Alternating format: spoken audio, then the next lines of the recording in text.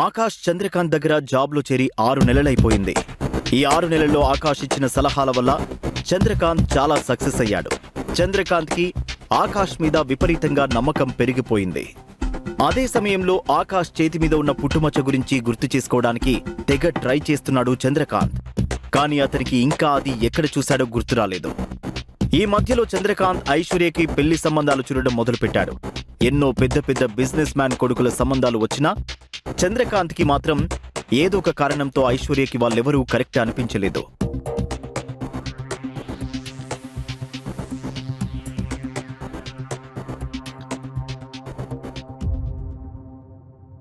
ఏంటయ్యా, అందరూ కట్టకట్టుకుని ఒకేసారి ఇంటికొచ్చేశారు? ఏమైనా సమస్య? సార్, ఈరోజు ఎట్టి పరిస్థితుల్లోని డాక్యుమెంట్స్ ఫినిష్ చేయాలి, లేదంటే ఈ ప్రాజెక్ట్ చేజారిపోయే ప్రమాదం ఉంది. వాట్? ఈ డాక్యుమెంట్స్ లీగాలిటీస్ అని వెరిఫై చేయడానికి 2 రోజులు పడుతుంది. ఇది ఎంత ఇంపార్టెంట్ ప్రాజెక్ట్ అనేది మీకు తెలుసా తెలీదా? అన్నీ ఇలా చివరి నిమిషంలో చేస్తారా? మీ నిర్లక్ష్యం వల్ల ఇంత పెద్ద ప్రాజెక్ట్ మన చేయి జారిపోతుంది. Damn it. సార్, ఈ ప్రాజెక్ట్ మన చేతిలోంచి ఎక్కడికి పోదు. నేను ఆల్రెడీ ఆ డాక్యుమెంట్స్ అన్నీ వెరిఫై చేశాను. మీరు ఒకసారి చూసి ఒక సంతకం చేస్తే సరిపోతుంది సార్. చంద్రకాంత్కి ఆకాష్ పనితీరు, పట్టుదల, తన బాధ్యతగా పనులు నిర్వర్తించే విధానం విపరీతంగా నచ్చి తనని ఆలోచనలో పడేలా చేశాయి. చంద్రకాంత్కి ఐశ్వర్య గురించే ఆలోచన, తన కూతురికి సంబంధాలు వెతికే ఆలోచన అతనికి నిద్ర లేకుండా చేస్తుంది. అదే విషయం అతన్ని కలవరపెడుతోంది.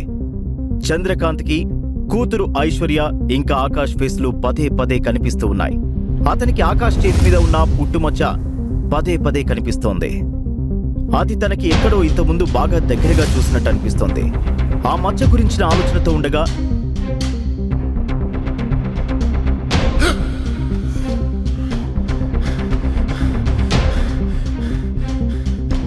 ఆ రోజు ఒక్కసారిగా నిద్రలో నుండి ఉలిక్కిపడి లేచాడు. అతని ఒళ్ళంతా చెమటలు పట్టాయి. అప్పుడైతే ఆకాష్, అయ్యో, ఇది ఇన్ని రోజులు నేను ఎలా మర్చిపోయాను? నేను అసలు ఆకాష్ని ఇన్ని రోజులు ఒక సాధారణ వ్యక్తిలా భావించాను. అతను అలా రోడ్డు మీదకి రావడానికి నేను కూడా ఒక కారణమే. ఈ సిటీ మొత్తం నన్ను ఒక పెద్ద మనిషిలా చూస్తుంది. కానీ ఇక్కడ ఎవరికీ తెలియదు నేను అసలు ఈ స్థాయిలో ఉండడానికి కారణం అతనే అని. ఎన్ని కోట్ల ఆస్తి ఉన్నా ధనవంతులైన ఆకాష్ కాలిగూటికి కూడా సరిపోరు. ఆయన తలుచుకుంటే ఈ దేశంలోని మొత్తం బిజినెస్ సామ్రాజ్యం అంతటినీ తన కంట్రోల్లోకి తెచ్చుకోగలడు. కానీ అంత డబ్బు పవరున్నవాడు అన్ని వదిలిపెట్టి ఎందుకు ఇక్కడికి వచ్చి ఇలా దిక్కులేని వాడిలా ఉంటున్నాడు? ఓరి దేవుడా, నా తప్పుకి ఎలాగైనా నేను ప్రాయశ్చిత్తం చేసుకోవాలి, వెంటనే జరిగిపోవాలి. మరుసటి రోజు తెల్లవారుజామునే చంద్రకాంత్ తన కూతురు ఐశ్వర్య, ఆకాష్లిద్దరినీ టెర్రస్ మీదకి పిలిచి ఒంటరిగా మాట్లాడాడు. మీ ఇద్దరికీ నేను ఒక ఇంపార్టెంట్ విషయం చెప్పాలి. చాలా కాలంగా నా మనసులో ఒక ఆలోచన మెదులుతూ ఉంది. కానీ నిర్ణయం మాత్రం మీ చేతుల్లోనే ఉంది.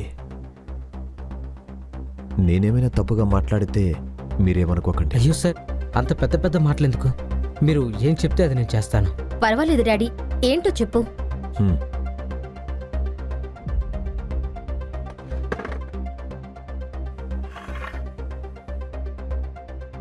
మీరిద్దరూ పెళ్లి చేసుకుంటే బాగుంటుందని నాకు అనిపిస్తుంది.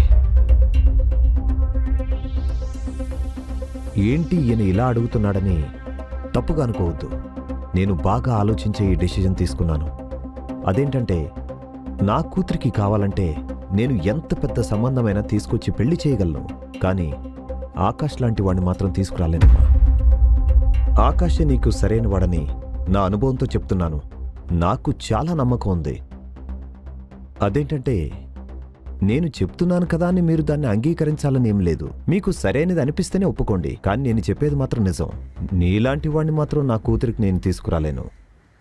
ఆ పైన నిర్ణయం తీసుకోవాల్సింది మీరే. డాడీ, మీరిలా అడుగుతారని నేను అస్సలు ఎక్స్పెక్ట్ చేయలేదు.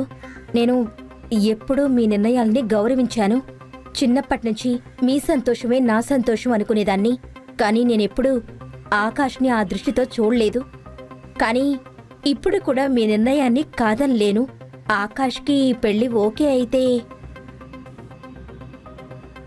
నాకు కూడా ఇష్టమే డాడీ.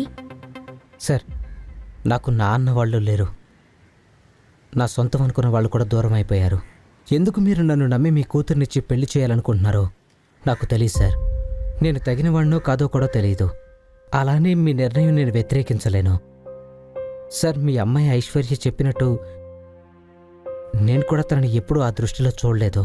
కానీ మీరు చెప్పినట్టు నేను మీ అమ్మాయికి తగిన వాడిని అనుకుంటే తనని పెళ్లి చేసుకోవడానికి నాకు ఎలాంటి అభ్యంతరం లేదు సార్. ఆకాష్ అన్నది విన్న చంద్రకాంత్ సంతోషంగా అతనిని అభినందించాడు.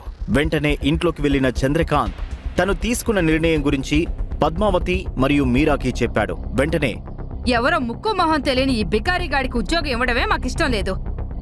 ఏదో మీ ప్రాణాల్ని కాపాడాడన్న ఒకే ఒక కారణంతో వదిలేశాం. ఇప్పుడేంటయ్యా అంటే మన కూతుర్నిచ్చి పెళ్లి చేస్తా అంటున్నారు. మీకేమైనా మతిపోయిందా? అవును డాడీ, వీడు ఎవడు? అతని బ్యాక్గ్రౌండ్ ఏంటి? మన దగ్గర శాలరీకి పనిచేసే కుక్క వీడు. పోయి వీడికి ఐశ్వర్యానిచ్చి పెళ్లి చేస్తానంటున్నారు. I'm very much disappointed with you. ఇదిగో చూడండి, ఊళ్ళో మనకంటూ ఒక స్టేటస్ ఉంది. ఒక్క రోజులో అంతా మంట కలిసిపోతుంది. ఎప్పుడు చూడు డబ్బు డబ్బు డబ్బు. 1000 కోట్లు ఇచ్చిన మనకు ఆకాష్ లాంటి అబ్బాయి ఇంకొకటి ఐశ్వర్యకు దొరకడు. కాబట్టి నోరు మూసుకుని చెప్పేది వినండి. ఈ ఇంటికి అల్లుడు ఆకాశే. నా తర్వాత నా కంపెనీకి వారసుడు కూడా.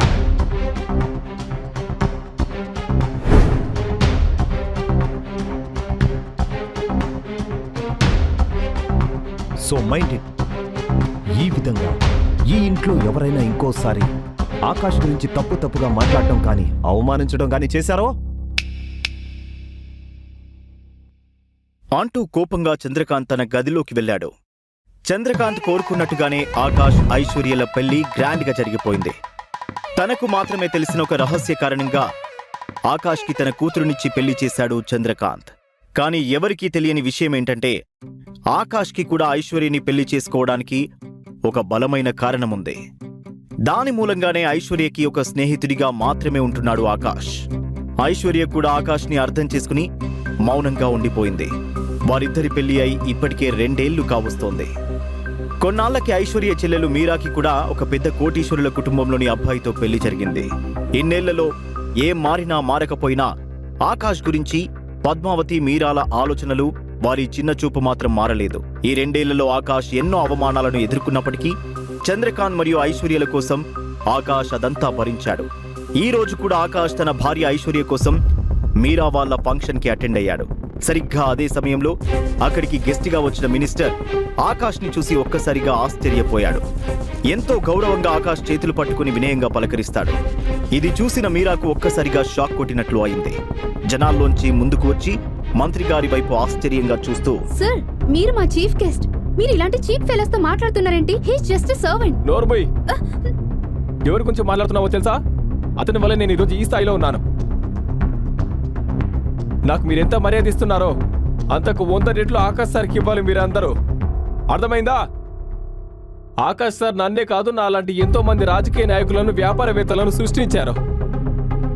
ఇంత జరిగినా ఆకాష్ సార్ మిమ్మల్ని ఏమీ అనకుండా ప్రశాంతంగా ఉన్నారంటే దాని వెనుక ఏదో కారణం ఉండి ఉంటుంది. అర్థమైందా? ఏంటయ్యా మినిస్టర్ గారు ఇలా అంటున్నారు? అదే సార్, నాకు అర్థం కావట్లేదు. ఆకాష్ సార్, సార్ రండి సార్, మా ఇంటికి వెళ్దాం. రండి సార్.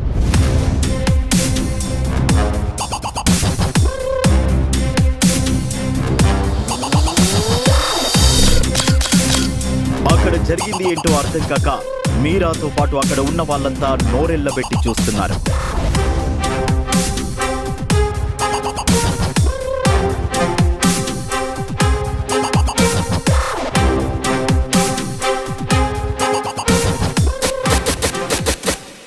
తల్లి ట్రీట్మెంట్కి డబ్బులు కూడా తెలియని వాడి ముందు అధికార పార్టీకి చెందిన మినిస్టర్ చేతులు జోడించి ఎందుకు నిలబడ్డాడు?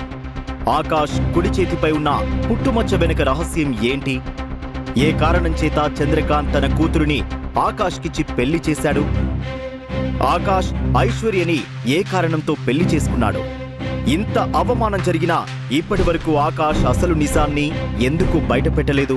ఈ ప్రశ్నలకు సమాధానాలు తెలుసుకోవాలంటే నెక్స్ట్ ఎపిసోడ్ వినాల్సిందే. క్రింద ఇచ్చిన లింక్ ని క్లిక్ చేసి పాకెట్ ఎఫ్ఎం యాప్ ని ఇన్స్టాల్ చేసుకోండి. Stay tuned to Pocket FM.